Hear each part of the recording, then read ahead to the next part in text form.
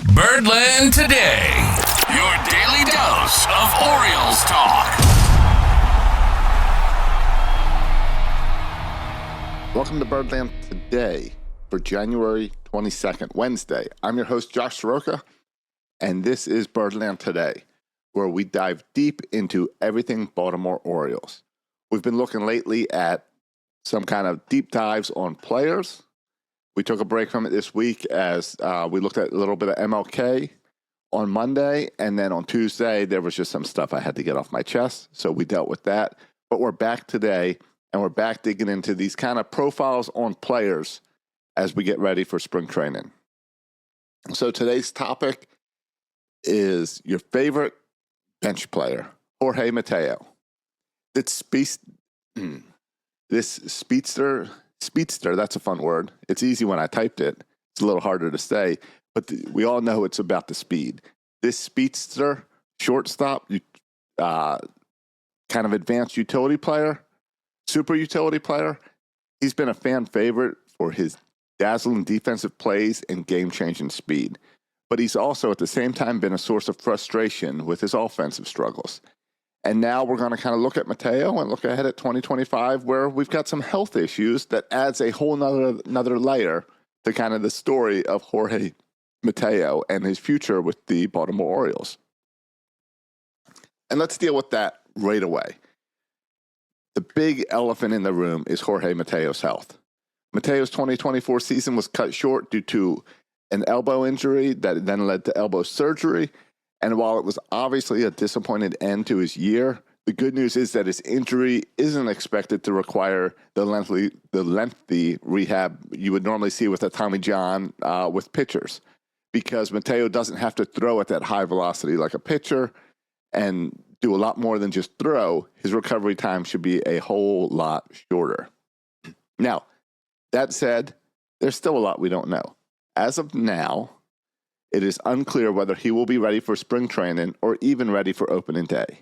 The Orioles are cautiously optimistic, but until we see him back on the field, that question will still remain about how quickly Jorge Mateo can return to form and whether that injury is going to impact any of his defensive game, which is obviously the strongest part of his game, as we'll break down in just a moment, because he's not on this team for offense. And I don't even need to tell you guys that. You understand that. So even with this uncertainty around his elbow, Mateo's defensive prowess is undeniable. In 2024, despite missing that final stretch of the season, Mateo still managed to post 15 defensive runs saved and 8 outs above average at shortstop. Now, these are very elite defense metrics that place him in the top 5 shortstops of all Major League Baseball. And remember, he's a super utility guy that we can use anywhere in the infield, and even experimented with him out in center field. So when healthy, Mateo's ability to range deep in the hole or charge those slow rollers is one of the best in the game. He's got an 88.9 mile per hour average arm strength, which ranks in the 87th percentile, which is another crucial weapon for him defensively. Now, that's where we need to worry about the elbow surgery a little bit and see how that's going to affect, and rehab is going to affect his throwing mechanics and arm strength. But we'll watch that closely. I'm sure the Orioles have that under control.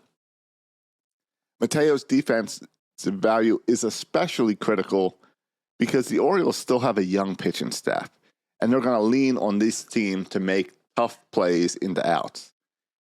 And even when there's occasional lapses, like his 14 errors, which tied the most among MLB shortstops, his range and playmaking ability made him a net positive on defense. So we want him out there on the field, even as kind of late inning speed and then a defensive replacement. But defensively, he's above average, so we want him out there. Now, let's talk about where Mateo has the most room for improvement. And I don't need to tell you this. You know the answer. It's his offense. Mateo's 2024 slash line was 211, 274, 355. That leaves a whole lot to be desired, as his WRC plus was 73, which is far below league average. And he has a 33.4 strikeout rate, which is the third highest in the league. So it's kind of showing just how much he struggles to make that constant contact at the plate or consistent contact at the plate. Even during his brief hot streak in April when he batted .347, those glimpses of potentially quickly faded. By mid-May, he was back to hitting around 200, which is a frustrating trend for a player who really has yet to find a sustained success at the plate. But here's one bright side. His power. Mateo hit a career-high 14 home runs in 2024, showing that he does have enough pop to punish mistakes. His 88.2 mile per hour average exit velocity and 34.7 hard hit rate indicate that when he connects, he can do damage. Unfortunately, those moments were too few and too far between. Now, the X factor. What sets Jorge Mateo apart? And the reason why year after year after year after year after year, he's on this Orioles roster. And it's his speed. Despite missing part of the season, he still stole 39 bases out of 47 attempts, ranking 7th in the Major League Baseball.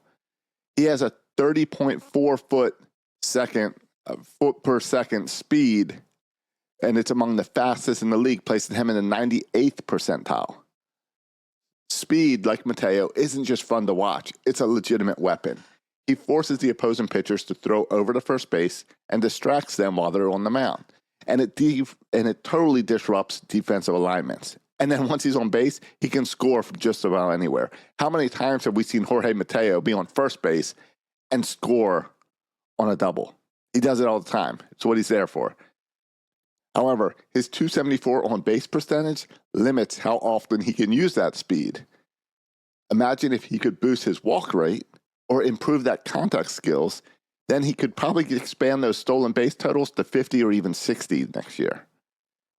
Now, with that low on-base percentage is why he ends up becoming a pinch runner or a late inning replacement, something like that, where we're not getting hurt at the plate, but can still take advantage of that speed.